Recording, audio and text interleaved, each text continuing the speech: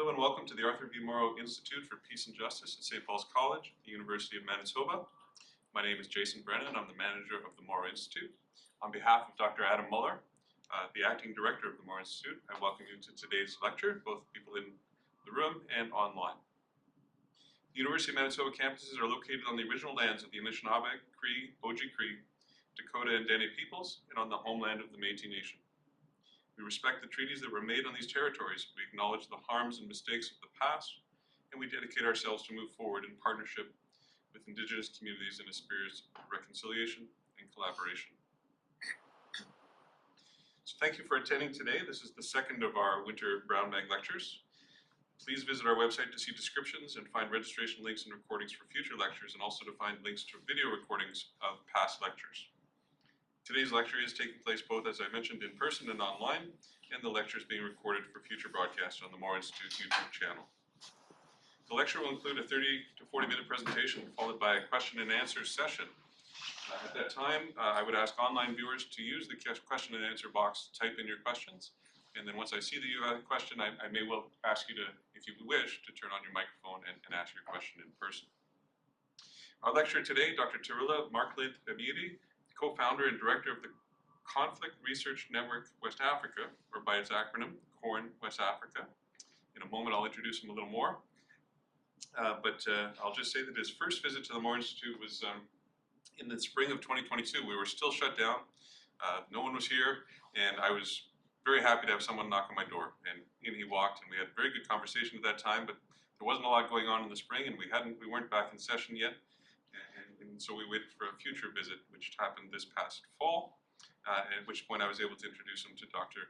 Uchenna Ebiede, who's one of our sessional instructors, and I got to be a fly on the wall as they talked about today's subject matter, which is about research capacity development and policy making in West Africa.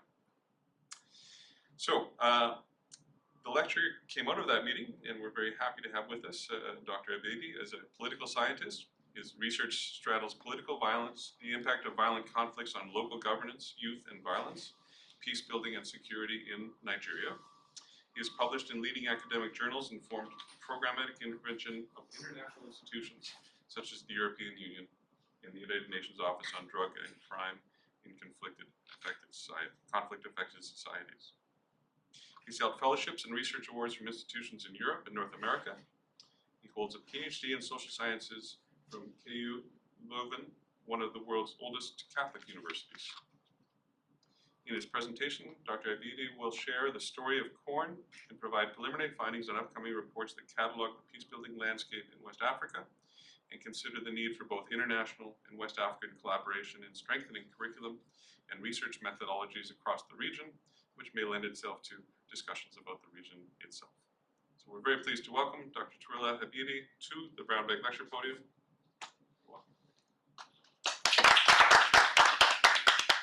Thank you very much. Thank you.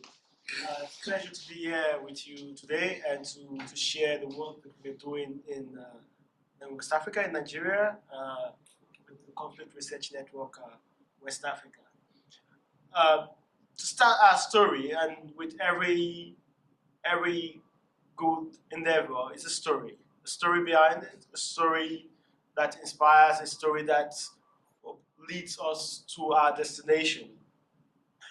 Specifically, CORN West Africa is an outcome of a story of young people, of people in Europe, or African researchers who have left their homeland to explore or research or engage in education in Europe or North America, and seeing opportunities that can be replicated back in their own homeland. It's important that we put a story to what we're going to share today. The two co-founders, or the two founders of CORN West Africa, essentially started this story at what we call the Peace Corridor of the Faculty of Social Sciences, Catholic University of Leuven. There at Leuven, we saw the diversity, the interaction, what we call a research ecosystem, and not just a research institution. That is exactly what you see in that picture, is exactly what we call the Peace Corridor. And we will go there for coffee, you see, and people share their research, talk about their research. On the left, on the right, over there is Dr. Justin from Congo. On the left is Dr. Sule from Ghana.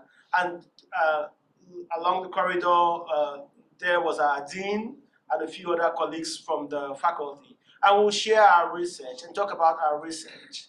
And we thought that if we would leave this university, what beyond our own education and our own prestigious degrees, what else can we live with? What else can we go home with to give to our people?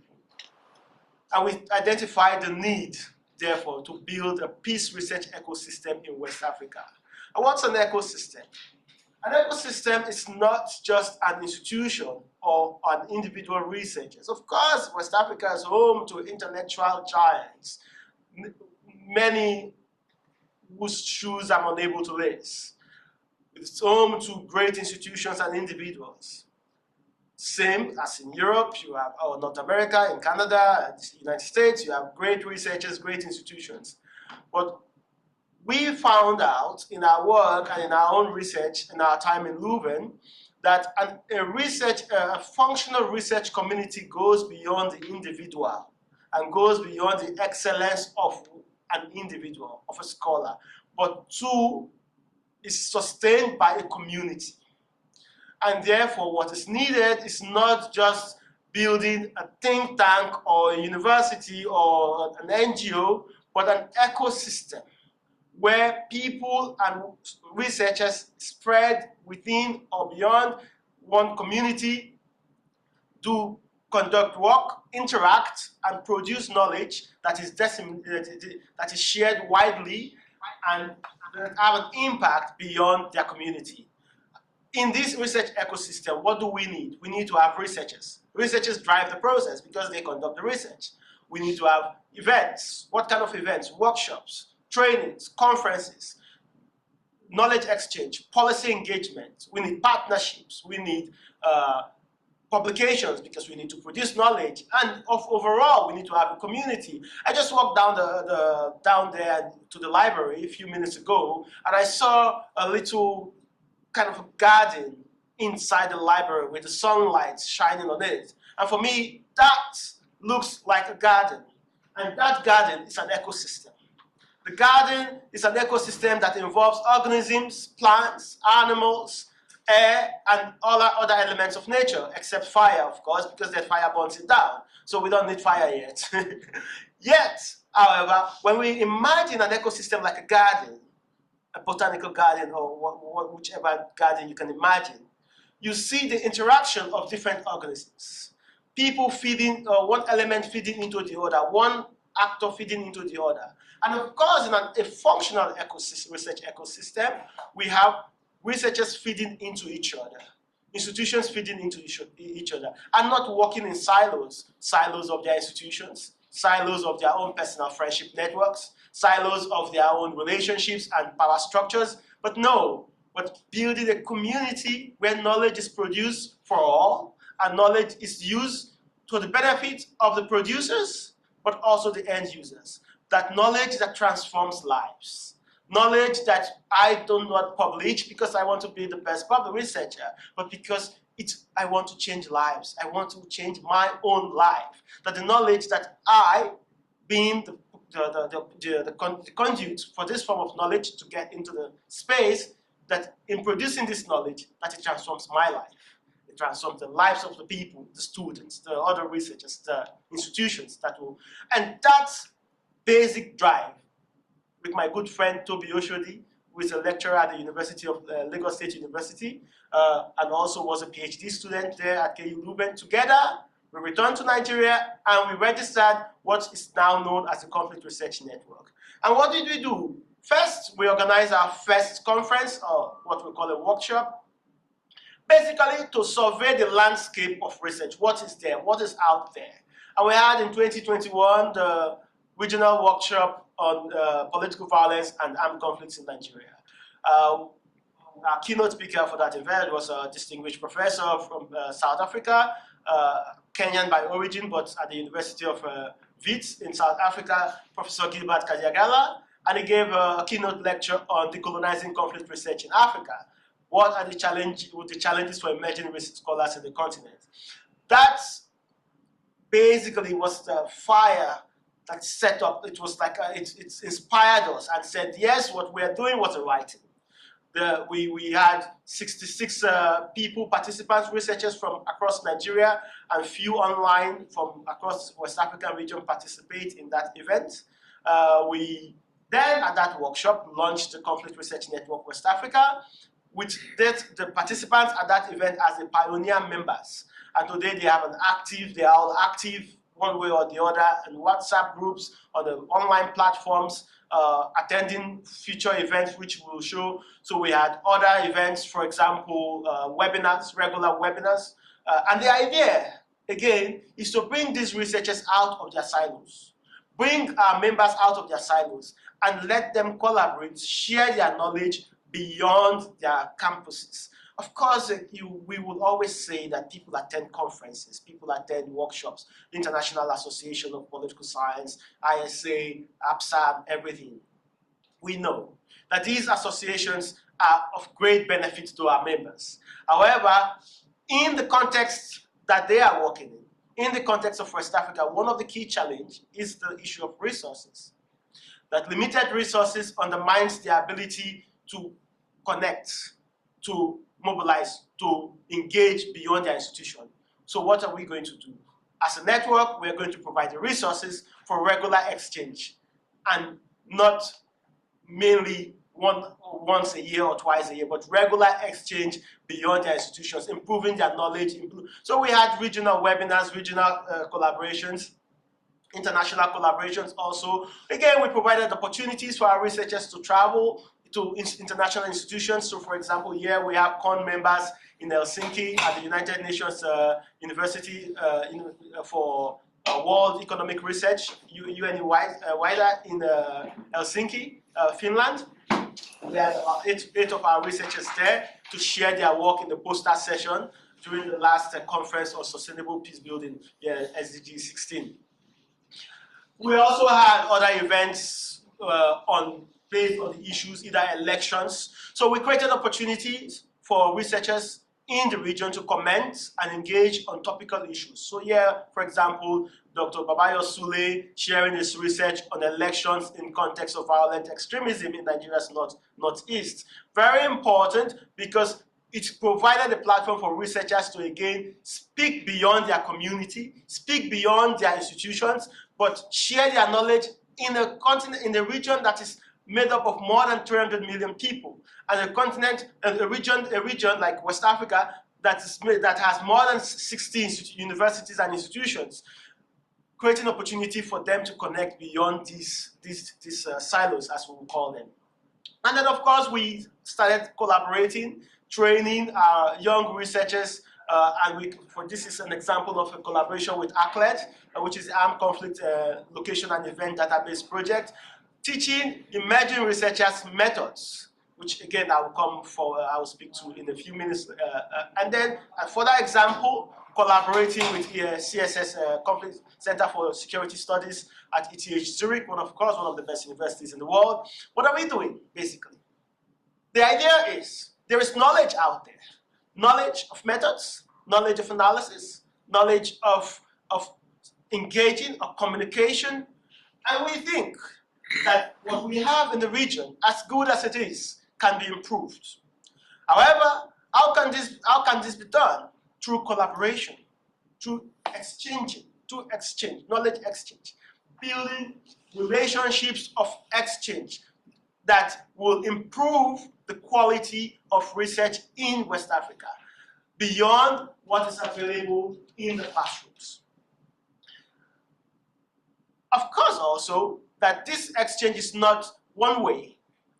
Researchers in the region also get the opportunity to give feedback to our colleagues in North America, in Europe, in Asia, and other parts of the world that engage with us, engage with them. But so this is the whole idea of the ecosystem, that it's not just one organism dependent on the other, for example, but that the other organisms are interdependent and they are speaking to each other, collaborating and producing change in the way we produce and think about peace and conflict research in West Africa. I'll go further to not just building, organizing events or activities, but also the issue of designing research projects. One thing you observe, of course, is the emphasis on Nigeria. Why? Because Nigeria is the largest country in West Africa. It's also a region plagued with different forms of conflict. Nigeria has 6 geopolitical zones. Each of those 6 geopolitical zones have one form of conflict or the other. Of course, then you have Sahel, Mali, Niger, Burkina Faso, and other parts of the region that are shaped, are influenced by, affected by conflict. But emerging from Nigeria, we begin to lay the foundation for conducting the type of research that we want to see done.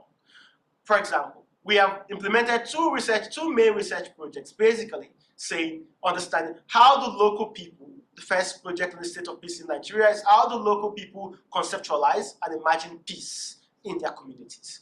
And second, what are the peace institutions? What are the policy levers? What are the policy levers? What are the opportunities for peace in Nigeria? First, on the state of peace in Nigeria, there are 3 key findings that I want to share here. And this research, again, let's reflect that these are research conducted by members of the Conflict Research Network community beyond their institutions, in their different locations, in their states of origin, or where they call home. So they are the researchers leading the new understanding of peace and conflict in Nigeria.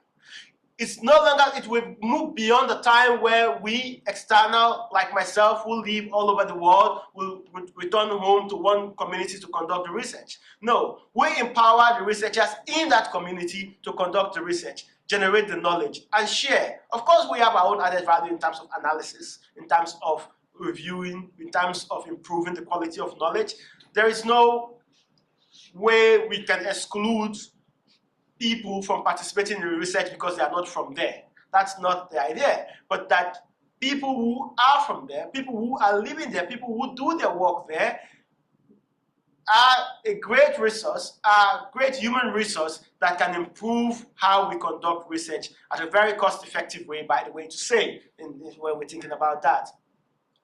And the 3 key findings that we want to share is that despite the prevalence of violent conflicts across all regions of Nigeria, there are many communities that do not experience any form of violence. So we call them silos of peace across Nigeria.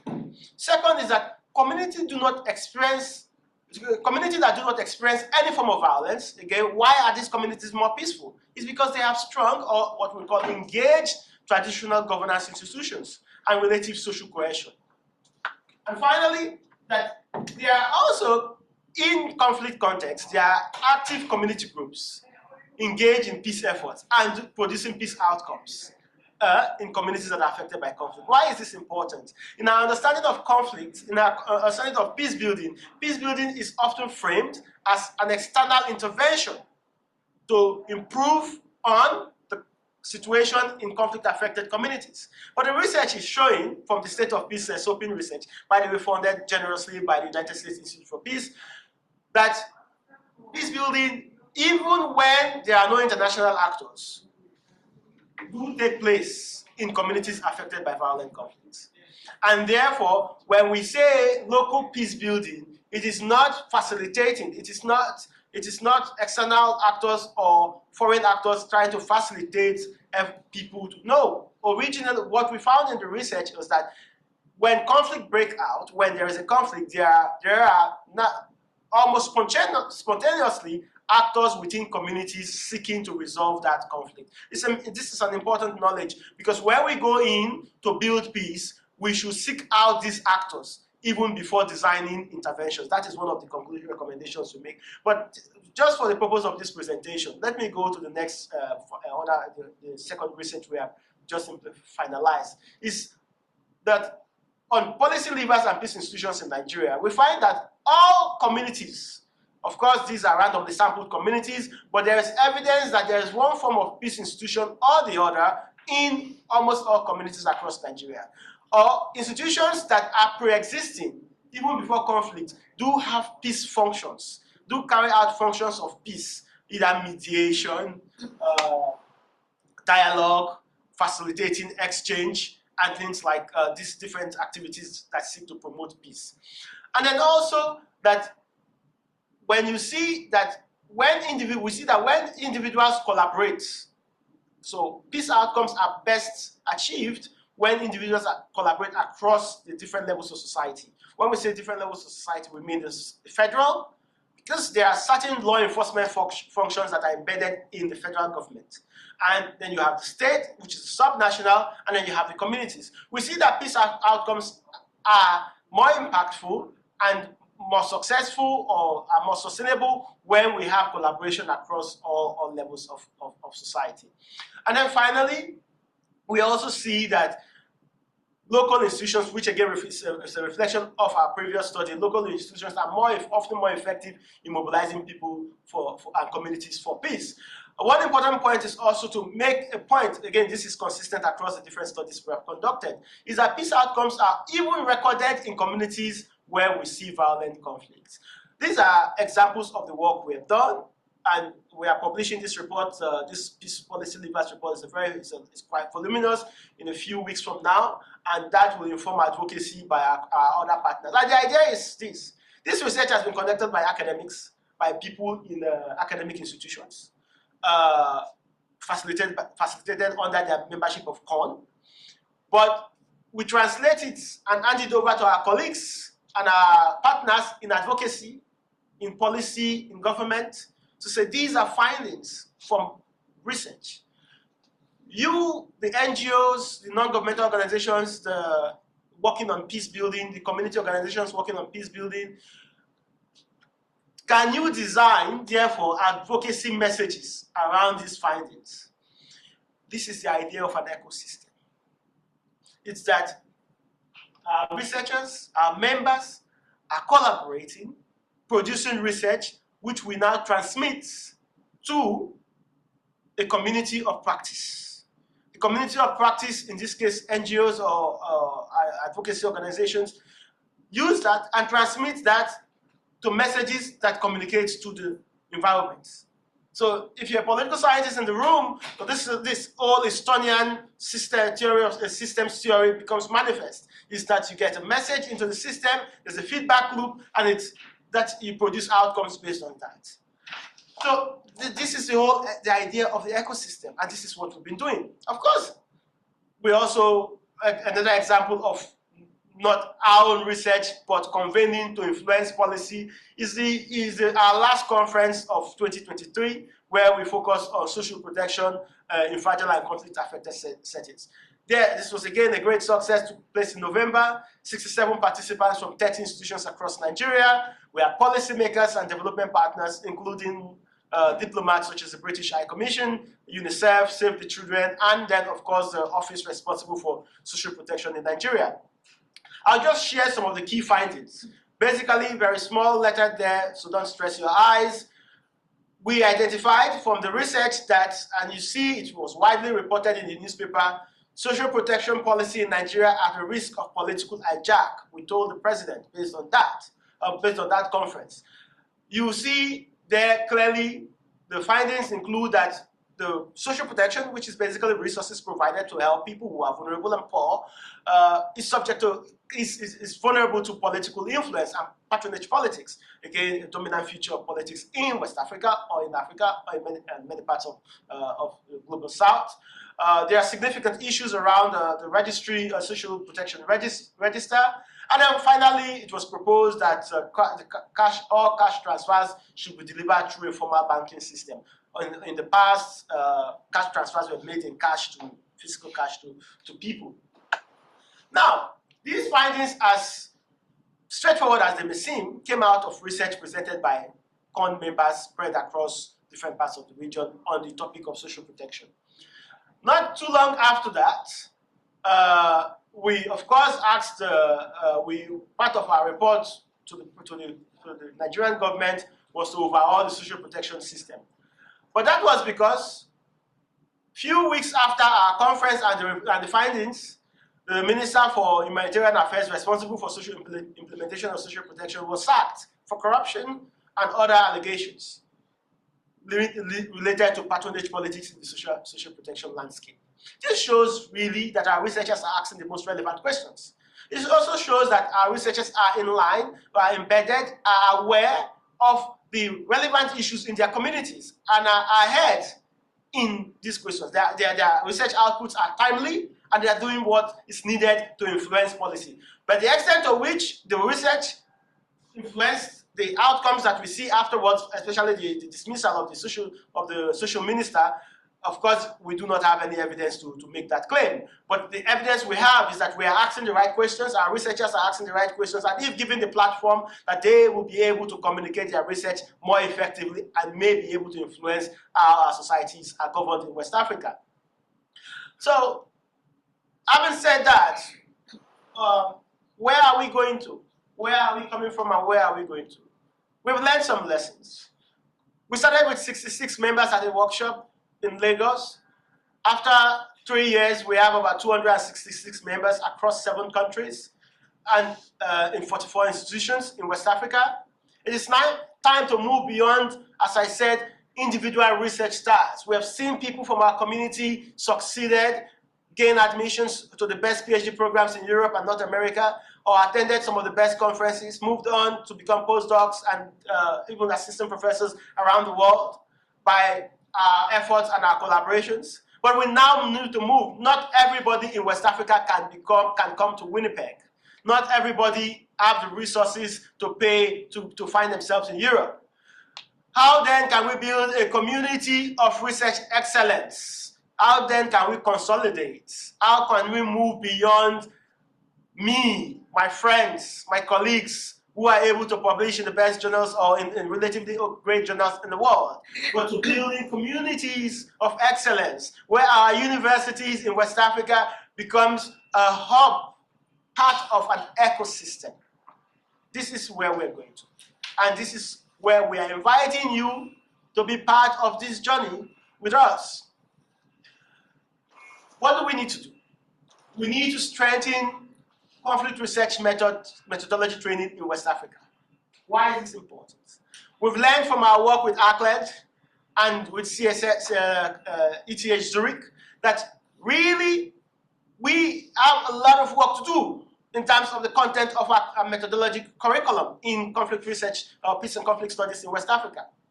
So that is part of our focus moving forward. We have more than 12 institutions offering a master's program in peace and conflict studies in West Africa. The University of Ibadan is the leading institution. We have also University of Ilorin. We have Nasarawa State University in Côte d'Ivoire. CON is just gone into partnership with actually a Jesuit university in University in Côte d'Ivoire in Abidjan. We have just gone in a Center for Peace and Strategy Studies, it's called. We're going in June. We are organizing a methods training with them. It's a Jesuit university, it's a Jesuit college over there, and we have them also in Côte d'Ivoire. We have some colleagues also in Ghana at the University of Cape Coast, Kwame Nkrumah University. Either they have full-fledged peace and conflict studies program, or they have some form of peace studies in their curriculum. Our objective moving forward is to pull all of this together and see where are the gaps. What are we doing right? What do they have? What is the local content that has been produced? How can we improve on this? So that our master's students, as we see from our own training, will be much more prepared for advanced training in peace and conflict research. Of course, that goes to the point of supporting peace and conflict studies curriculum, but also to see how we can coordinate a form of a network of excellence. And not just an institution of excellence, but a network of excellence of peace and conflict training institutions across West Africa. We're also going to improve more on our publications. We have our CON Insights, our policy dialogue publication series. This is, for example, our latest brief, Democracy and Security Governance in Nigeria, Looking Beyond the State, by Professor Chris Kwaja. This is an example of what we want to do. Publish more quality work by our members and disseminate it widely. Again, beyond doing research and improving the knowledge, the curriculum content, and improving the methodology skills, we want to influence policy. We want our researchers to influence policy by their work, not just on social protection, but on community peace building, on design of vigilance systems or sub-national security, on design of different kind of peace activities that we want to see in our communities. And we want these new peace programs, new security programs to be evidence-based. And this can only come from a community of researchers, not just an individual star, as we will see, but a community of excellence, where our researchers reinforce, conduct rigorous research, peer-reviewed, challenged, and they are able to move beyond these challenges to produce knowledge that can stand the test of time. And this we will do by building the community, holding ourselves accountable, demanding the best from our colleagues, demanding the best, the state-of-the-art research from our friends and colleagues within our network. We also want to strengthen global partnerships so as to create an exchange of knowledge from West Africa. A few days ago, I received an email from students in New York State University in New York, requesting to speak to researchers within the network who have conducted research on Boko Haram in the Northeast. Last 2 weeks ago, we received another email from a student from the University of Ghent in Belgium, also requesting to speak to a researcher who has conducted issues of trafficking, human trafficking. So those collaborations, we want to strengthen that, to see that knowledge produced in West Africa by West African researchers feed into the curriculum of teaching here at Maro Institute or somewhere else in Canada, in Europe or North America. That research conducted in the region by our researchers, by our network, feeds into the curriculum of colleagues teaching all over the world. We also want to see that within the region we have more exchange, regional exchange between researchers in Ivory Coast or Côte d'Ivoire and researchers in Ghana, researchers in Togo, researchers in Benin, researchers in Nigeria, that there is more exchange, that there should not be a global south, global north, global south exchange, but we should also see more south-south exchange, more south-south collaboration in ways that strengthen the forms of knowledge, reinforces or validates the forms of knowledge that are embedded in this region, so as to ensure that we have a strengthened, a strong body of knowledge that can speak at equal times, on equal basis, with knowledge produced elsewhere in the world.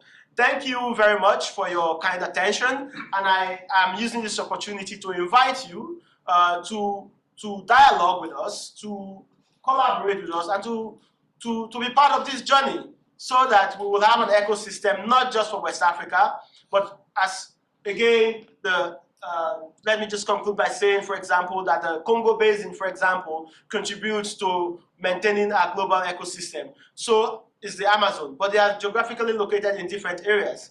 But by doing their duties and performing their functions as centers of ecosystems of relevant for maintaining our CO2 emissions in the world, that they are contributing to maintaining or building a much more livable Earth. The same way, we are inviting you that with the ecosystems you have here and what we have over there, that when we all do our duties and perform our duties, we will meet somewhere and we'll produce much more inclusive, collaborative, and participatory peace and conflict research globally.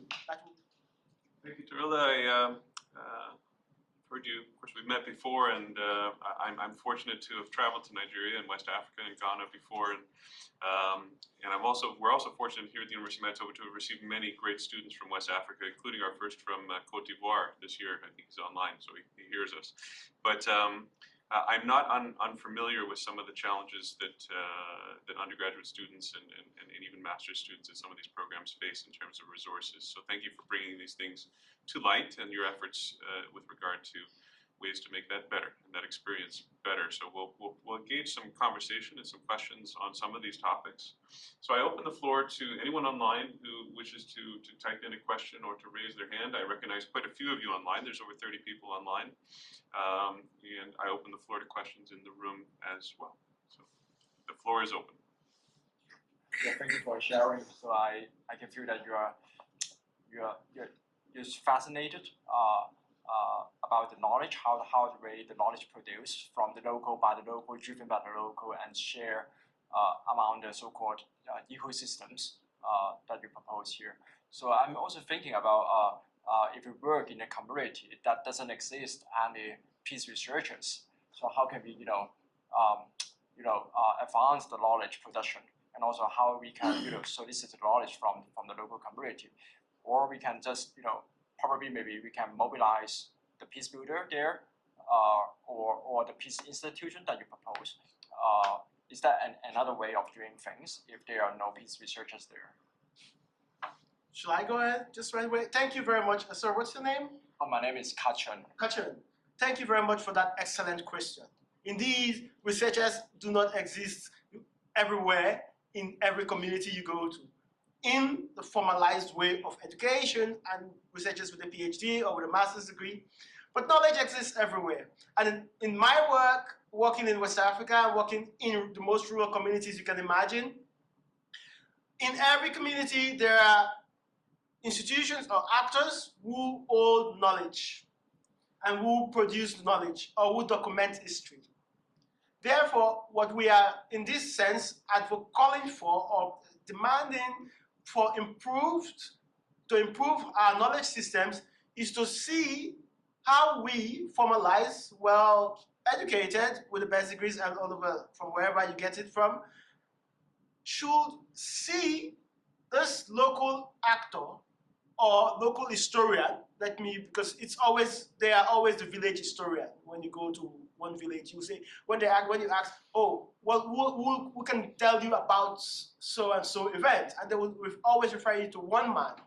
To see them as legitimate forms of knowledge, legitimate authorities of knowledge, acknowledge them and reference them properly, cite them properly as the source of this knowledge. So the idea, therefore, is that when we researchers or policymakers or civil society organizations go to work in communities where probably there is no institution, there is no higher education institution, that we should seek to engage and recognize the legitimacy of the knowledge produced or stored by the local people, be that the traditional chief, the local historian, someone who is interested because that's what he's passionate about, and reference them properly. Give them credits for this knowledge that they have held over generations in ways that will encourage or will acknowledge that our sources of knowledge do not come from us, but come from communities or individuals who may not have had the privilege, opportunity to be in this room. Okay. Yes, my name is Bashir Salif. I'm from Ghana. So I have two quick questions. I see that in your presentations, you mentioned some of the successes that you've chalked, and it seems like a lot of the successes are in Nigeria, and you are working with researchers from many parts of from West Africa. So I want to ask, are there any other successes in the other regions outside of Nigeria? And also the second question is related to the training program that you mentioned. You said that there are some problems with the methodologies among among students from West Africa. Can you please highlight some of the problems that you've identified in the methodology? Thank you very much for that question. We didn't have it in the slide, but one of our major events last year was held in Mozambique, and there we had researchers from Ghana within the CON network, Ghana, Ivory Coast, Mali, and then some partners from Kenya, South Africa, Zimbabwe participate in that event representing CON, or working as members there as associates of CON.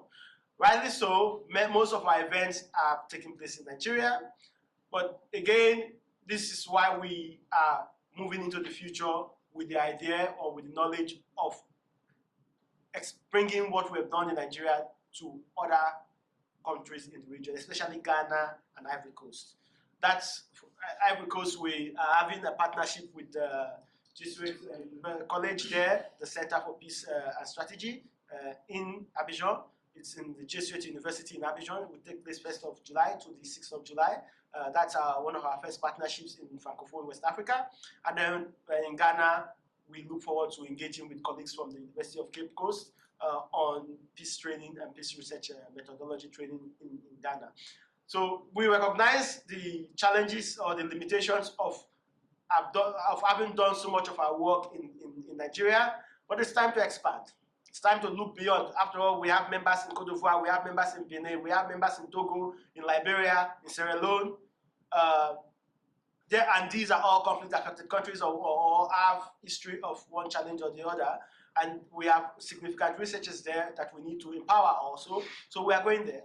And by hopefully looking forward to the next, before the end of the year, we will see some outcomes. If not physical events due to resource limitations, but at least an online event, a webinar, some form of training. What we do actually ensure is that for international events that do not take place in Nigeria or do not take place in the region, we ensure that CON is represented by its members across the sub-region, not just Nigeria. So when we went to Helsinki to feature CON research by CON members, we had researchers from Niger, Mali, and Niger, Mali, and Ivory Coast. They were there in Abidjan. When we had the event in Mozambique, we have the same thing. We ensure that at international forums, that the research that is disseminated is not just from Nigeria, but beyond. But fortunately or not, significant funding has been received for work in Nigeria itself. But this is something we need to reflect on, and we are again open to discuss further on how to deepen these networks and build this ecosystem, including bringing in researchers from beyond Nigeria. And then the issue about methods, it's something to reflect carefully on. Why? The research method is often a work in progress. New innovations are emerging regularly in the global north. Different forms of methods, different forms of ideas. The state of the art is always evolving. And the challenge we see in people who participate in our methods training is oftentimes that the state of the art used in training them is not often up to date with global practice, or when we say global practice, what we see in the global north. However, these researchers have ambitions to go and study for their PhDs in the global north, in North America or Europe, or they want to publish in journals published in the global north. And therefore, they face one challenge or the other in terms of getting themselves published. The idea is not to call for methodological homogeneity. No.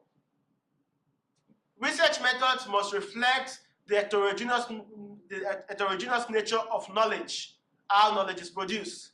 But it is that how this is communicated and how this is preserved or shared should be accessible to anybody who is a researcher anywhere in the world who choose to use that method.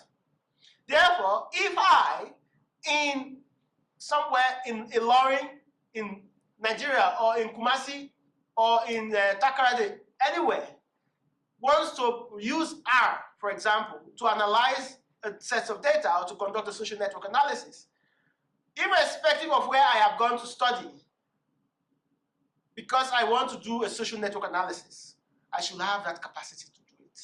It should be standard. You see, in doing so, if you call for a workshop in Geneva or in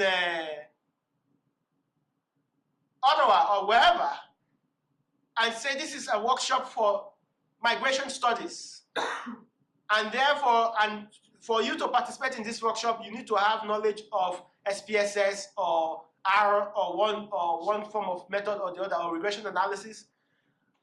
People who have studied in Kumasi or studied in wherever in West Africa or anywhere in Juba in South Sudan should be able to apply to those workshops globally anywhere and should have met the minimum requirements.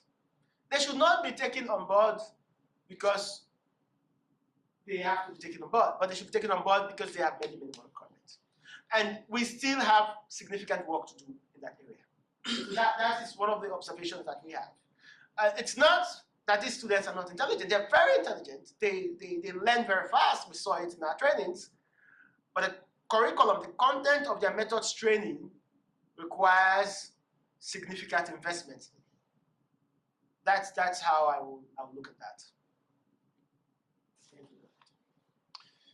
I have a question online before we come back, and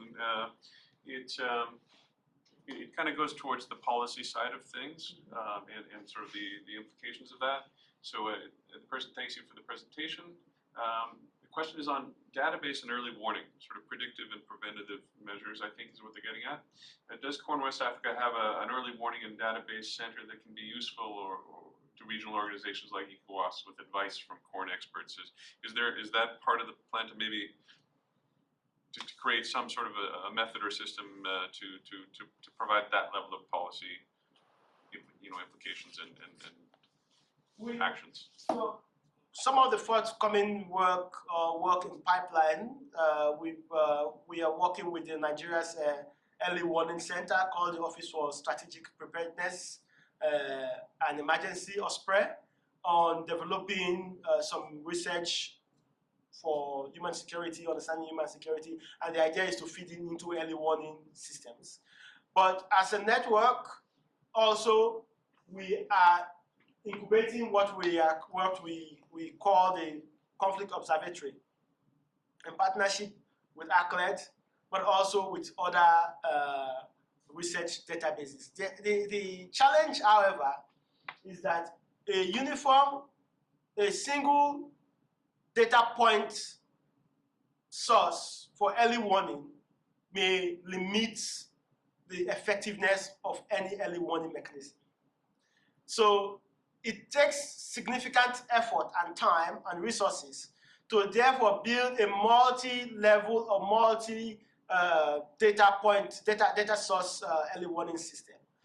Our vision, however, is to create an observatory that will be able to measure or predict or using analysis of previous events, predict trends that policymakers and institutions such as ECOWAS should look out for or should use in their own intervention. For example, for mediation, for early action, for example. And this is something that we take strongly. But again, we are step by step. We are working based on the resources we have. And we are also open, for example, to give this knowledge. We have a lot of products, or what we call products in terms of in business language, but we have few ideas that we have properly conceptualized that we are even giving out to other partners, colleagues who look. We are a research ecosystem. We're not an NGO. We have ideas and we want to see these ideas come to life. So we will see, we develop an idea and identify the right partner to say, you can do this, you have the resources, take it and go and do it. And therefore, for example, with the Conflict Observatory, we've shared this with a few others, and when we are open to support an institution that have the capacity and the resources, with, again, collecting all the research that we've done and feed it into that system for others to use and to implement their, achieve the outcomes that they desire. But so yes, that's something that we want to do, and we'll be doing it. Excellent, thank you. There was a question in the room as well. Yes, thank you for your presentation. I'm Anselmo from Mozambique. You mentioned when you started that one of the challenges that you're facing are the resources, and I think financial resources, because research is very expensive from my experience. But also I saw that you're working with these Global North organizations and universities. And one of the threats that it's always mentioned is that some of these organizations try to co-opt local organizations, like Corn, for instance, to conduct research in their interests.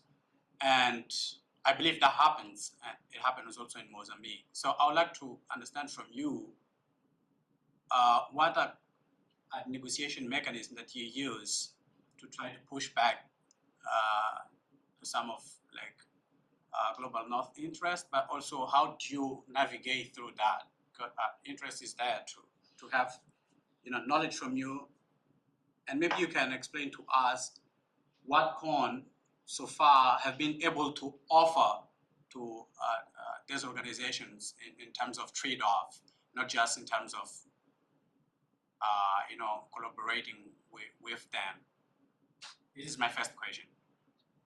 The second question maybe will be like. You want to let him? Oh, okay. Yeah, I'll give you a chance to follow up. Okay. you can ask the second question. Yeah, go ahead. Yeah. Okay, the second question would be like, in terms of methodologies, what are those African methodologies, if you just found them in the local, that can help us to decolonize what we call global North methodologies? Which are those that I think we are most interested in them and we are fascinated in them. And I hear here that you have people that want to go to the North and study there and have to understand those methodologies, which I think is not necessarily the case. We have also to develop local methodologies that can be an asset in our negotiations process and peace building processes, even in relationship with the global North. So I would like to hear from you on that. Thank you very much. Two great questions. I'll just go straight to the point. The first one, yes, you're right, that engaging with global North institutions oftentimes have to respond to the needs or to the requests of global North institution. However, with CON, we start off with the idea that this is not a profit-making organization, neither is it an organization that people will live off their life from. So the idea is to first build a community of friends, a community of people who are already doing their work independently, and therefore you only need very few, so limited resources to mobilize them and bring them together. So that saves us a lot of burden, like pressure, from having the need to really fundraise and looking for money all over the place. Of course, it doesn't mean that we don't need money. We need the resources to do a lot of things. However, there are some easy wins in practice. We had a conference last year, which was fully funded by CON. What we do is that our conferences, the theme of our conferences is determined by our members. It's not by the funder. It's not by a collaborating institution. No, the community decides what it wants to speak to for that year. Last year, we had the whole austerity and challenges in West Africa. In Nigeria, subsidies were removed from fuel, and a lot of people were going into poverty. And people were asking the question, what are the measures for social protection in context of this austerity? And that led to the conference. But how would you organize a conference in times of austerity and expect people to attend? Where would they have the money to pay transport and all those pay for their hotels and all that kind of things? What we did was that we've conducted research by or funded by global North institutions. And this, of course, led to revenues, which we now channel to fund the conference, paying for people's hotels, paying for people, like every 100% coverage except for transportation. So the idea is simple, that you go halfway in one part and then go full way on the other part. That going halfway, for example, implementing research that seeks to identify, respond to specific questions for global North institutions will generate the revenues you need to support, of course, completely African dialogue, African community discussions and things like that. This is not to say there's no room for improvement. There's still a significant room for improvement and funding is needed. But we need to make sacrifices ourselves. We need to see that the community must make sacrifices for its members. It must not be for profit or even for the benefit of those driving it. It must seek to serve its members. And when you move with that philosophy, it becomes very easy to distribute resources, to mobilize personal resources, to mobilize, identify institutions or partners with similar minds or similar values to sustain, again, the objective. On the issue of method, I completely agree with you, and I would like to discuss that further with you on the side, but see, it's straightforward. There are African ways of production of knowledge which needs to be for storytelling, for example, which I see is very common here in the Maro Institute, archival research, many different forms of knowledge methods that we need to standardize and basically make like a place at equal value with any form of knowledge or any form of method that you produce in the global north. So yes, it's not a matter of completely, because we are not decolonizing. It's not a matter of completely abandoning our ways of knowing in West Africa, but it's again building your capacity to understand the other ways of knowing so as to be able to engage with knowledge produced through those ways of knowing without necessarily becoming part of that ways of knowing.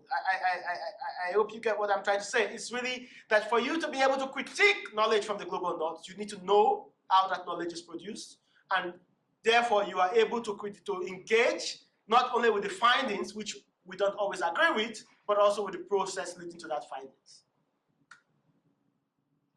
I think we're good, and we're pretty much on an hour. Okay. So I think we'll leave it there. We're very So, good. just a few words. Thank you very much for coming, and thank you to those online. It's been a pleasure being here, and I love the Maro Institute in the environment, and I look forward to further engagement with you. Those of you who are online, you have our website. You can always reach us, and we're happy to collaborate and discuss further. Thank you very much. Online